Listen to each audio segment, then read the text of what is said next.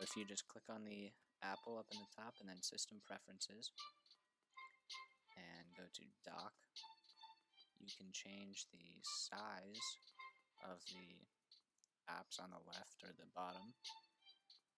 You can also change if it's on the left or the bottom or the right side.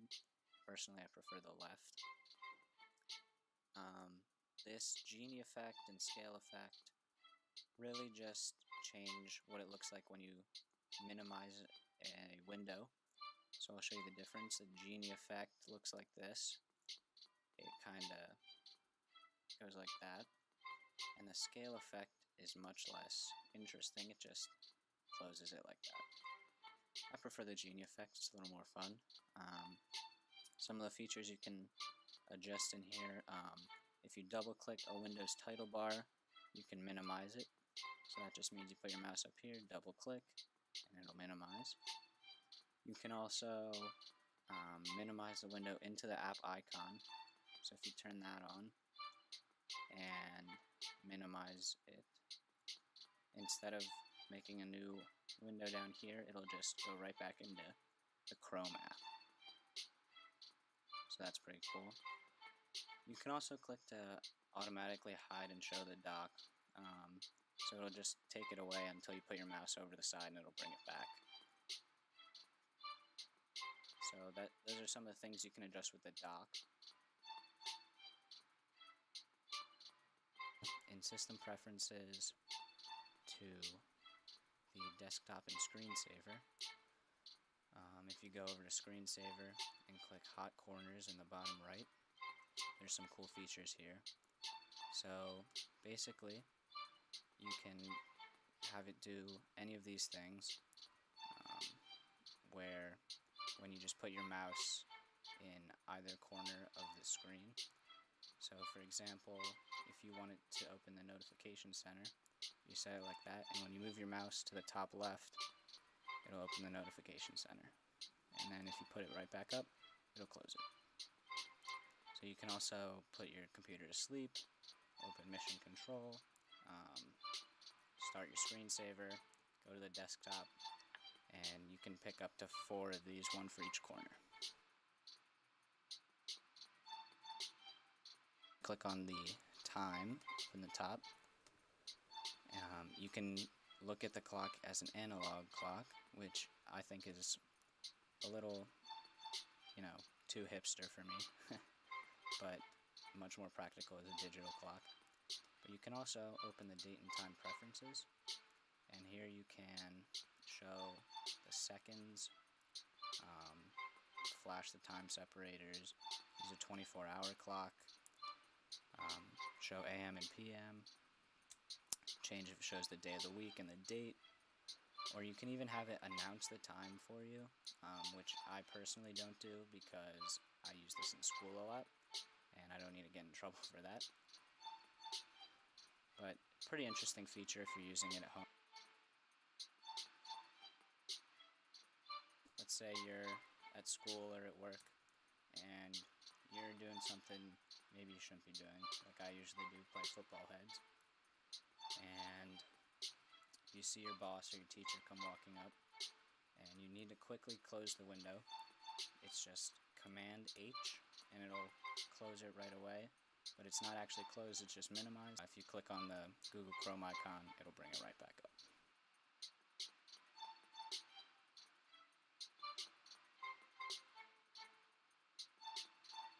Option and D, and your dock will go away, and then Command Option D again will bring it right back. Press Command Tab, hold Command down and press Tab to scroll through. It'll show you all the apps you have open, and you can, if you press H while on it, it'll minimize it for you, or if you press Q on it, it'll quit the application for you. If you're reading something and, I don't know, something important, like Dwayne Johnson's Wikipedia, and you come across a word that you don't know, let's say sporadic, and you put your mouse over it, and with 3 fingers just tap the mousepad, and the dictionary and thesaurus will come right up. And if it has a Wikipedia, you can click on the Wikipedia. It'll give you a lot of information on the word. So it's a really easy way. You don't have to open a new tab to find a definition or anything like that. Very useful tool.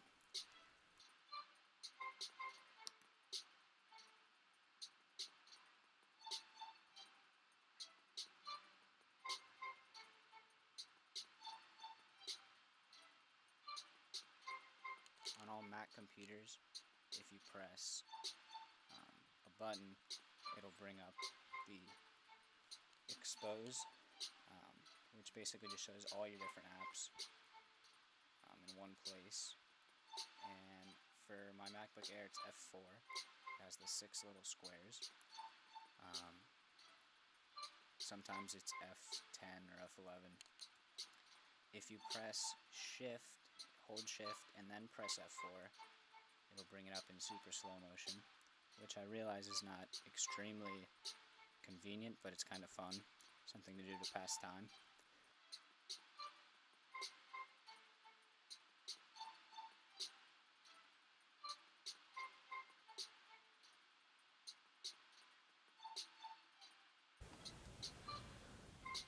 Alright, this next trick is one of my favorites.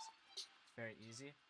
You just take your iPhone, plug it into your Mac using the charging cable and the USB port up at the top, and all you're going to do is open up QuickTime on your Mac, go up and press File, New Movie Recording, and it should open up using the front camera. And if it does, all you're going to do is select this little drop down arrow and select your iPhone. And once you do that, as you can see, it shows whatever's on your iPhone screen.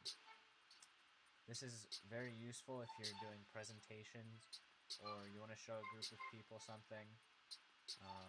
You can also, if you're watching a YouTube video and you want to watch full screen, you can turn it sideways and it'll show full screen.